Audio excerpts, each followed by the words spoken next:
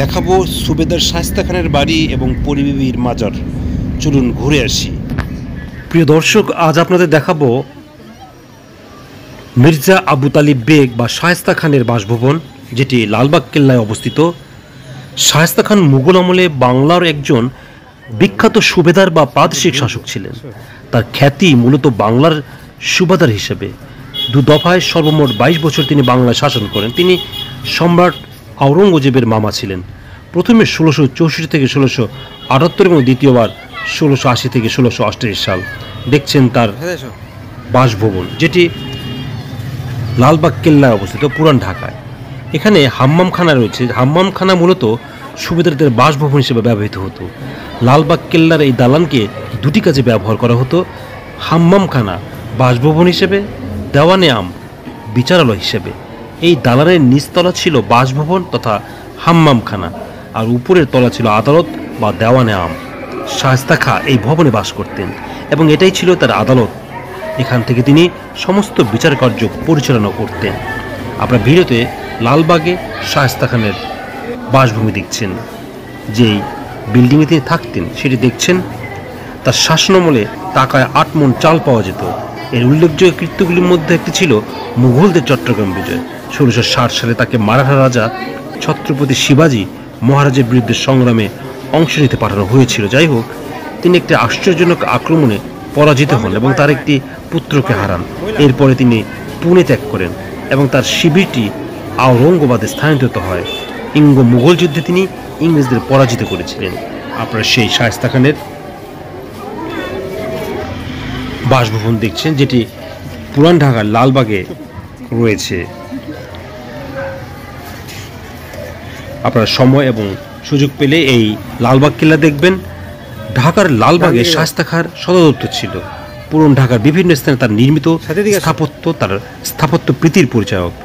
রয়েছে লালবাগ কেল্লা, হোসনি দালান যেটি বক্সিবাজারে অবস্থিত, শায়েস্তা খাঁর মসজিদ যেটি মিটফোর্ডে অবস্থিত, ছোট কাটরা, 7 গম্বুজ মসজিদ যেটি মোহাম্মদপুরে অবস্থিত। এগুলি তারই নির্মিত স্থাপত্য।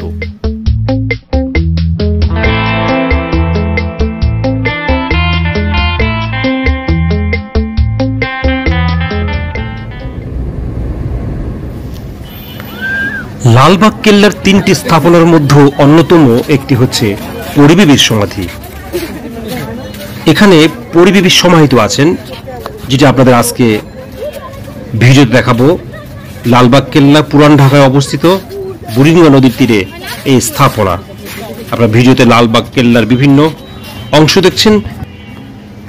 মেইন গেট দিয়ে প্রথমে ঢুকলেই যে স্থাপনাটা আমাদের চোখে পড়ে বা বিভিন্ন সময়ে লালবাগের যে ছবিটি আমাদের সামনে ফুটে উঠে দেখানো হয়, সেটি হচ্ছে মূলত পরিবিবির সমাধি। আপনারা ভিডিওতে পরিবিবির সমাধি দেখছেন। শায়েস্তা খান তার কন্যার স্মরণে এই মনোমুগ্ধকর মাজারটি নির্মাণ করেন। লালবাগ কেল্লার 3টি বিশাল দরজার মধ্যে বর্তমানে জনসাধারণের জন্য উন্মুক্ত।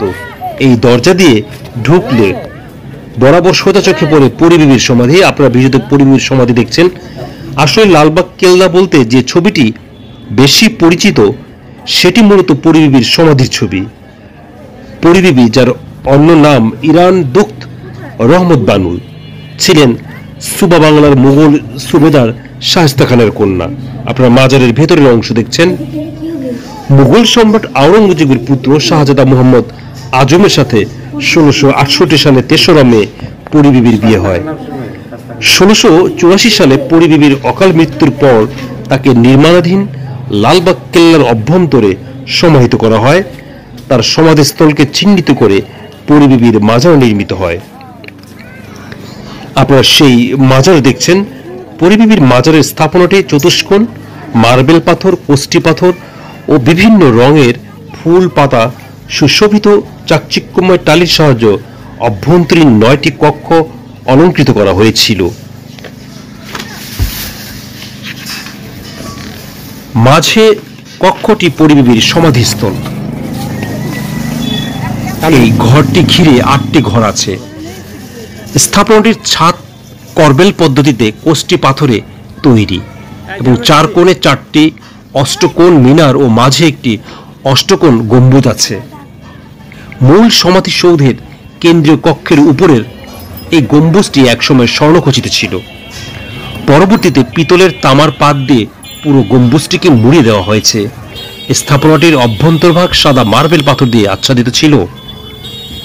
20.2 মিটার বর্গাকৃতির এই সমাধিটি 1668 খ্রিস্টাব্দের পূর্বে নির্মিত। তবে বিশেষজ্ঞদের অভিমত, বর্তমানে এখানে পরিবেবীর মরদেহ নেই বললেই চলে। আগেই বলা হয়েছে পরিবেবীর মাজার পুরান ঢাকায় অবস্থিত বুড়িগঙ্গা